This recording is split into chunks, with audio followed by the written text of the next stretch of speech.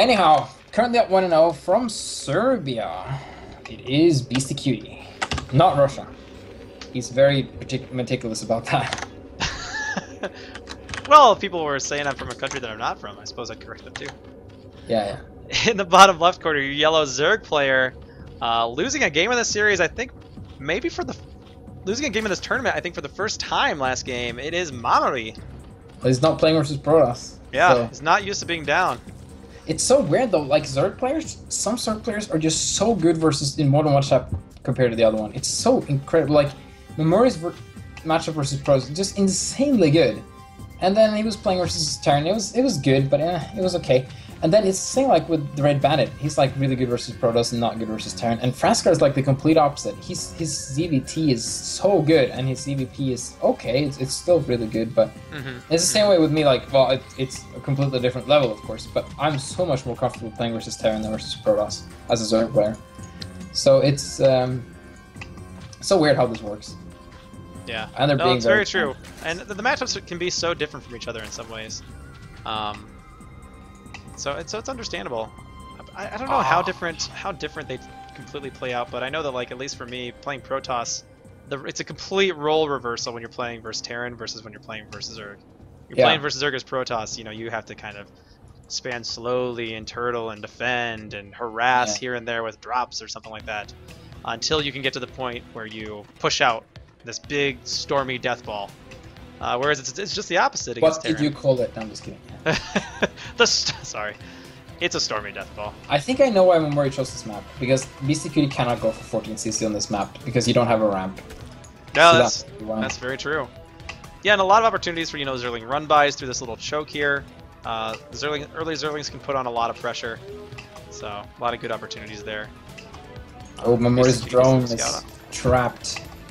Like, I'm gonna take the gas. He tried. Oh, and BC doesn't even finish it. He's like, I don't even need to finish this. This SCV is. Oh, he even cancels it. He doesn't even want gas right now. No.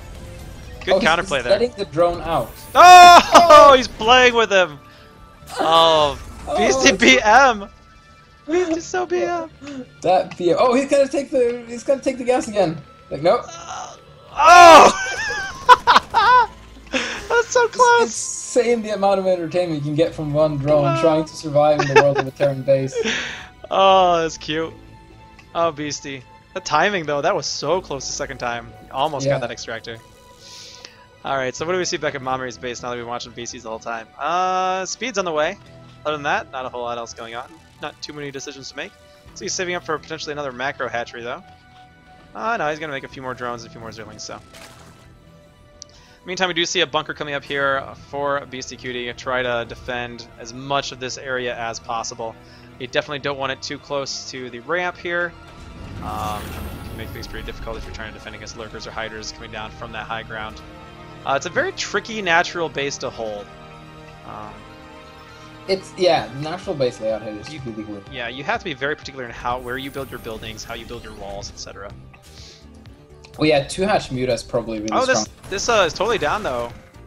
So this Zerling could potentially Marines come out. Oh, meanwhile, SCV is gonna go in here and he's gonna see importantly. Oh, maybe he will if he keeps going. He's gonna see importantly a layer on the way and no 3rd hatch. So that's probably a 2-hatch Muta, because Mutalisks on maps such as these and like Tau Storm are just really strong. Tau Cross, I mean, Tau Storm.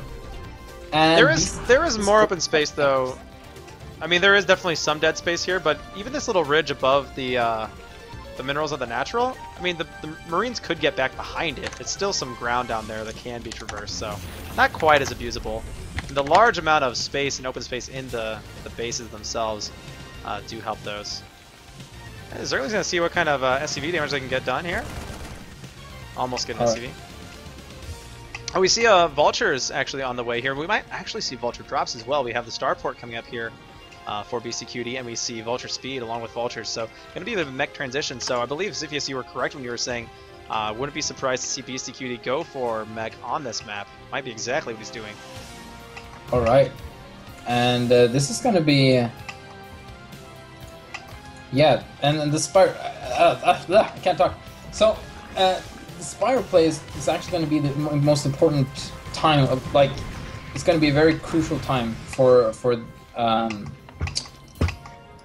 this game is when those Mutalisks finishes, because defending Mutalisks as mech is very difficult and much different than defending Mutalisks as... Oh, no! Oh. Why does Beasty do this? He's always that close to being too late. It's insane. So yeah, is he gonna go for a Viking though? That's my question. No, he doesn't have... Oh, he needs an armory. Right, right. Yeah, we do see the armory coming down though. The armory will allow him to also produce Goliaths off of naked factories. So the armory is really important when defending against mutas when you're trying to go mech. Both for the Vikings and for the Goliaths themselves. These vultures going to be kiting lings all day. A lot of nice damage done here by these vultures. Oh wow, yeah. So many kills. Really hard to... It's really hard to micro. 3 on this one. 5 on that one. Oh, 10 on that one. Oh, he can go in and kill workers now. It's like, oh, I'm gonna need... Yeah, oh yeah, these spines are not up. The Queen Enraged, but you'll never catch those. What? He just discovered there's queens in this game. Oh wow, you're right. Mamuri made queens. What's going on? Okay, now he does get a full scout off as well. He sees the mutas. He's gonna distract the mutas, keep them in the base for as long as possible. The drones will fight and clean up a bunch, but a lot of good damage done here by Beastyqt. This harassment's been really effective. He might have only gotten 5 workers, but also got a bunch of lings. Got a full scout off. And now he'll be prepared, going to be able to get those turrets up. He's got 1 in each mineral line, 1 protecting the factories. And he's got a good number. He's already got 3 Goliaths. This Viking, it's so important to keep it alive. Like, it can deal so much damage, but it can also be picked up so easily. So you have to be super careful protecting that Viking. That's a lot of Mutalisks. That's an incredible amount of Mutalisks. And holding this, he's going to need a lot of workers and auto repair just to deal with this. Here's the Viking. He needs to get some wallies up. He needs to not die. Oh, he's coming out pretty far, though. Get out of there. Oh, it's going to do a lot of damage, though. It's just standing there. Oh, it almost got away. But no. Now the one Goliath. There's only 1 Goliath here now. There's another Viking on the way. Did do a lot of damage. A second Viking coming out will be able to push all of those mutas back. I was surprised that Viking lived for as long as it did, because it was just fighting straight up. Like, you want to... There's a cute little micro trick with a Viking where you can pull back right after you attack. Right, and it will glide away while it's attacking. You can't control it in any other way. It's just going to glide in that general direction. And it usually says in a bad French accent, "I glide in your general direction." Yeah. So Mamuri is moving in with a very, very damaged Mutalisk, and Beastyqt is looking really strong in this game now. That moment right there was super important in this game. Yeah, the fact that he was able to defend that, I mean, almost went down, lost his, still kept that last Goliath, still kept that turret alive, enough to keep him back after doing enough damage to those mutas with the Vikings. Now the mutas are going to go for the main. There's not a whole lot in the main, it's just the 1 turret, so we'll get some damage done here. Actually going for the SCVs constructing the factories, very cute. Oh no, but here come the Vikings! Picks off 1 Viking immediately, though. This Viking's going to give chase, going to do some more damage. Oh, but many of the mutas still survive. Very low in health, but they are alive.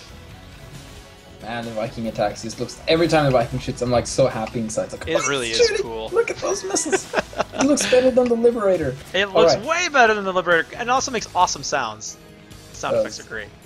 And you know what? I seriously suspect that if Blizzard didn't know how to hard code in the editor, they probably couldn't even make this Viking attack, because the amount of work that's gone into making that Viking attack from Ali is just insane. Yeah, Ali is a true hero. He is. Oh, okay, dude. Oh, no. Mutalisks? Nope. That's way too many Goliaths there. Do these Goliaths... No, they don't have any sort of armor upgrades yet or anything like that. But we got a lot of Hydras coming in, and Beastyqt needs to stop defending versus Mutalisks and start defending versus Hydras. Yeah. He needs Vultures and he needs siege tanks, especially siege tanks, to deal with does he have any tanks yet at all? No. No, he does not. He has Irradiate on the way, though. That is the Irradiate will be useful. Hydras isn't the best unit to radiate. Like, it's decent, but it's not too effective. Wow, that's a lot of... He's gonna have to sack this base. Yeah, he can't do this. He's got to turn back. But even if he turns back, I mean, he doesn't have tanks. Okay, Spider Mines, that's gonna be really helpful. If he gets enough Spider Mines, then the Hydras can't invest them. But they need to like almost be stacked on top of each other. The command center will go down though. Oh, there's some good mine hits. Oh, the mines! Oh, they don't quite go down. They're not doing anything. Too fast damage point on the Hydralisks, and wow, okay, this group of Hydras will eventually be cleaned up by workers and some reinforcements, but they've done a lot of damage. Yeah, they absolutely have. Taking down the command center was huge. Look at that. Now Mamuri's in a pretty good position. Oh, he could take down these missile turrets. He really should. There we go. Yeah, no reason not to.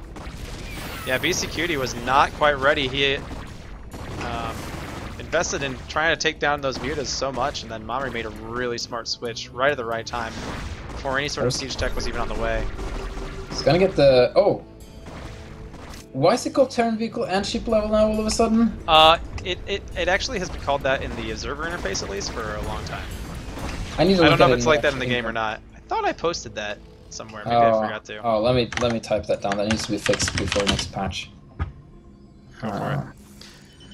So siege mode is now just beginning here for Beastyqt. He's still not going to have siege mode ready for when these hydras do show up, and as long as these hydras are on A move, they won't be threatened too much by these mines. Mine he might connect here or there, but most likely not going to do too much damage now. He does have a radiate, and he does have the science vessels out, which can help him survive for a while, but right now he's being contained to 2 bases for an extremely long time. He's going to have to wait. One of the spider mines goes off. That's all you really need. Oh, I like that. Okay, there's another one that does go off, though. I liked how he was pulling one Hydra forward to eat a bunch of mines. I think one of those Hydras took down like 2 or 3. Use those Hydras as if they're zealots. Big, scary, squishy zealots. It's a squishy zealot. So, Beastyqt really wants to have a 3rd base. He got that denied for a while. Mamuri is taking the map in the meantime, and by map I mean 4 bases. But still, it's something. Yeah. Oh, and 5. There we go. Yeah. Taking his left side of the map.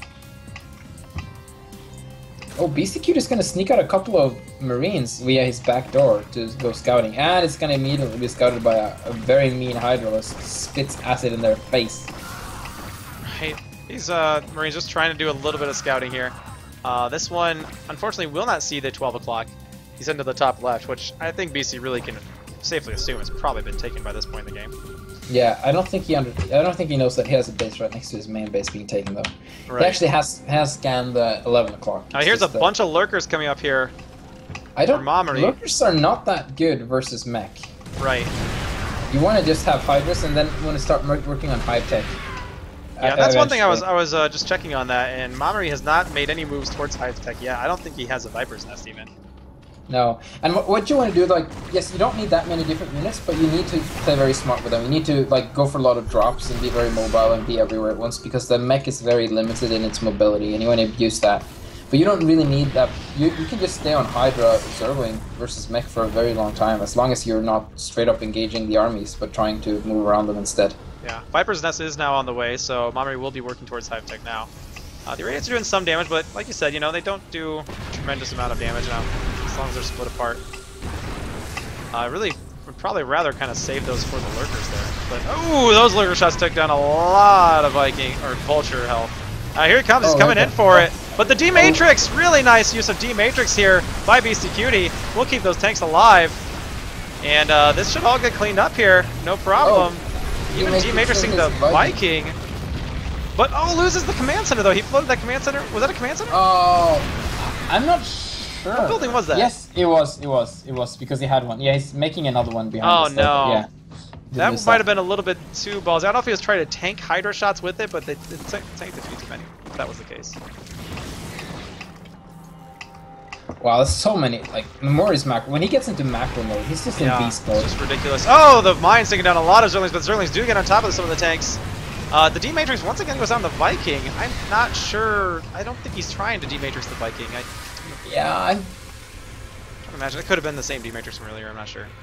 But Science Vessel energy is really low here, and now there's only a couple tanks here at the back.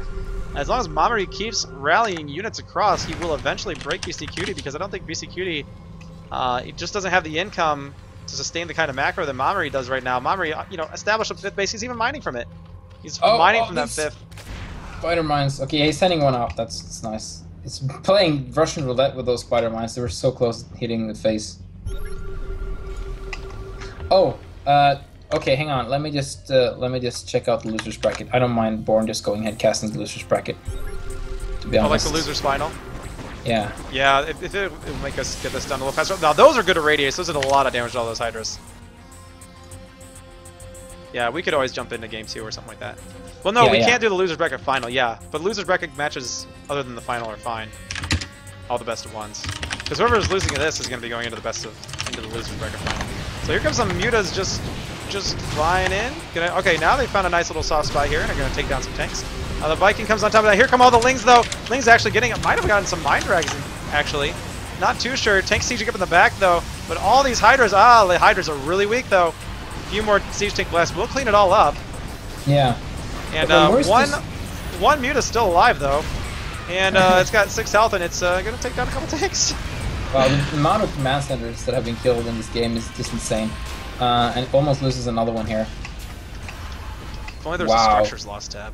The thing is, Mamuri, he can just churn out and churn out and churn out units. Like, he doesn't have to. Like, he can trade very cost inefficiently and still be ahead. Yeah, just very because little. of the situation. Yeah, and very little threat. The fact that Mech is so immobile and Beastyqt is having to use all of his units to try to just establish a third and get defended. Mamuri can take as much of the map as he wants to, which he's done, and so his economy is just ridiculous.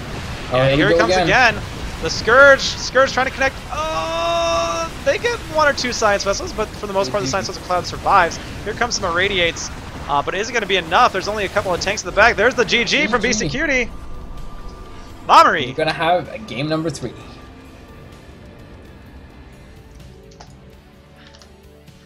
Really great play there from Mamuri. That was